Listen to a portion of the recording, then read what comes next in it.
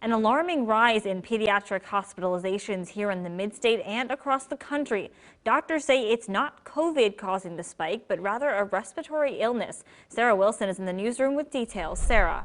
Sanika, it's called RSV. Anyone can get it, but kids under 5 who contract it are more likely to suffer serious illness.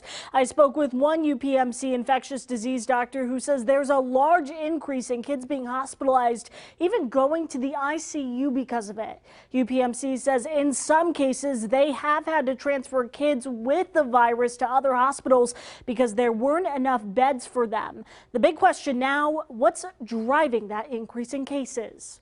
The speculation is, since we were all wearing masks and social distancing during COVID, there are a lot of people who would have been exposed during the last couple of years, either gotten immunity or had a boost to their pre-existing immunity. We're going to have a lot more on this, including what parents should know and how local hospitals are handling the increase. That's all coming up tonight at 11. For now, in the newsroom, Sarah Wilson, Sanika, back to you. Sarah, thank you. East Lampeter Township Police have released surveillance video of the suspects in a shooting that injured a 16-year-old girl. It happened October 5th at the Budget Host Inn on Lincoln Highway East. Police say the two men in that video there fired shots through the closed door of the motel room, hitting the teen in the leg, and she is okay. Police also released an image of the car they were driving. Contact police if you recognize the suspects or that car. Police are investigating a homicide in Harrisburg. They were called to a wooded area near Hall Manor this morning around 8:30. Police say they found the body of a male who had been shot, but they aren't sure how long the body has been there. Well, the nonprofit CASA has filed a lawsuit against the York County Board of Elections. CASA says York County violated the Voting Rights Act and wants problems fixed by the election on November 8th. I spoke to CASA and the county about it. Voting in English is difficult. Maria del Carmen Gutierrez says many Latino voters in York County, specifically Puerto Ricans, struggle with the election process. This was in English, and I asked for help in Spanish. They do not bring it to me.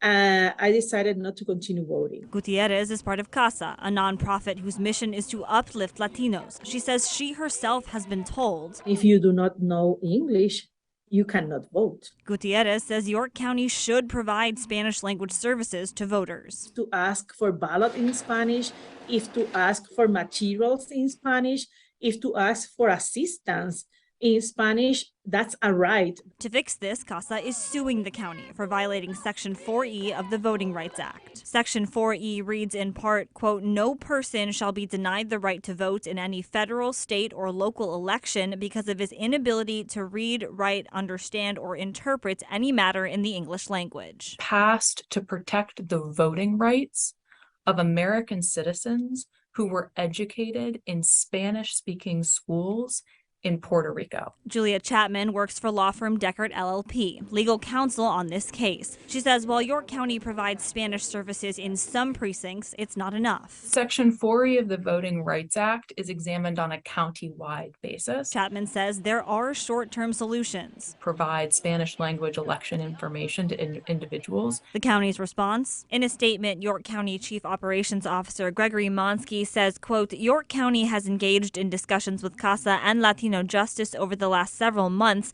in an effort to understand their concerns about our election process. The statement continues, we look forward to defending any claims that might be made in the future and have no ability to comment further about pending litigation. Chapman and Gutierrez have one goal: to ensure that York County complies with its very clear obligations under 4E, full stop.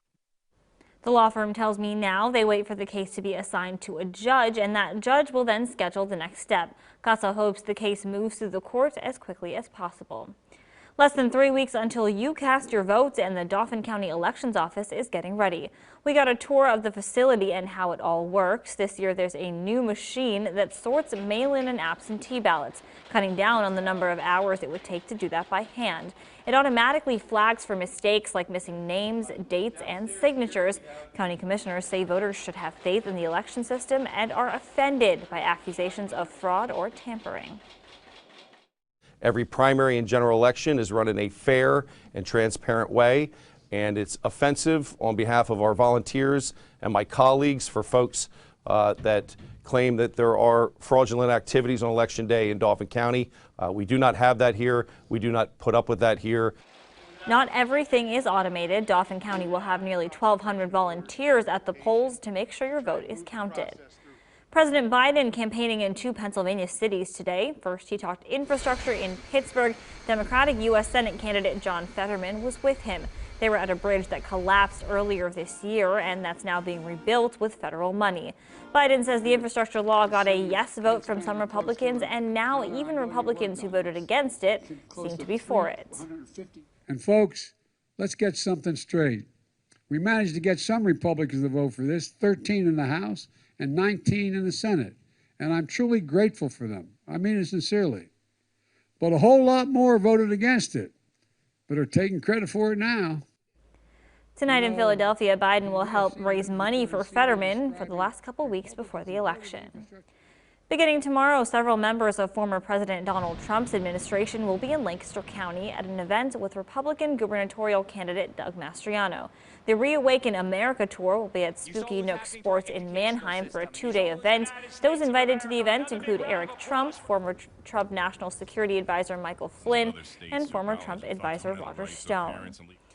Today, Harrisburg Mayor Wanda Williams reflected on her first 10 months in office. ABC 27 senior investigator Kendra Nichols reports. Mayor Williams says her administration is about bringing people together to better the city. In just 10 months, we have accomplished so much, but there's so much left to do. Harrisburg Mayor Wanda Williams, invited by the Harrisburg Regional Chamber and CREDIC to talk about her first 10 months in office. On the list, city finances. Once and for all, eliminate the $125 million debt this city has been paying off for 25 years. The 22 annual budget was the first budget in nearly 30 years to produce a general fund budget surplus of $1.5 million. Members of the mayor's administration also shared some of the positive things happening in the city, including the removal of hazardous trees in 75 residential areas, plus future improvements. We have received $2.5 million in grants, with more on its way. These funds will improve our children's parks and our city's green spaces.